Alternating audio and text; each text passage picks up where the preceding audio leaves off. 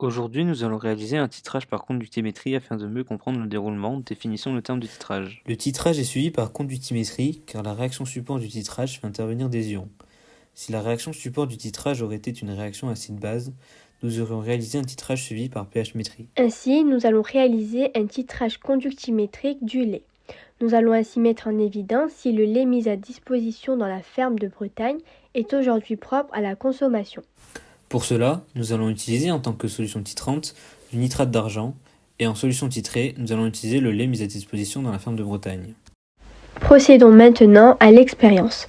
Pour cela, nous allons faire un montage composé d'un conductimètre, d'une burette graduée, d'un bécher, d'une potence, d'un barreau aimanté ainsi que d'un agitateur magnétique. Nous allons d'abord introduire dans la burette graduée la solution du nitrate d'argent.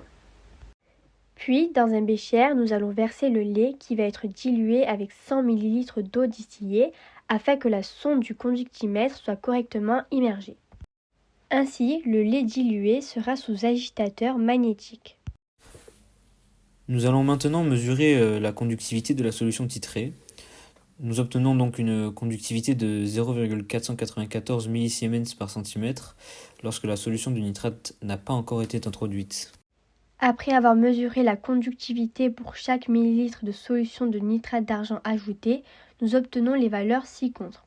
Ainsi, après avoir rentré les valeurs sur régressi, nous avons pu déterminer le volume à l'équivalence du titrage. En effet, le volume à l'équivalence correspond à la rupture de pente qui est visible sur le graphique. Ainsi, nous obtenons un volume à l'équivalence de 17,53 ml. Grâce à cette valeur, nous allons pouvoir exprimer les incertitudes de mesure.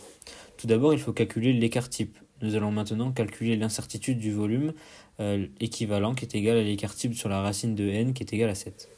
Grâce à ce calcul, nous pouvons maintenant trouver la concentration en quantité de matière d'ion chlorure.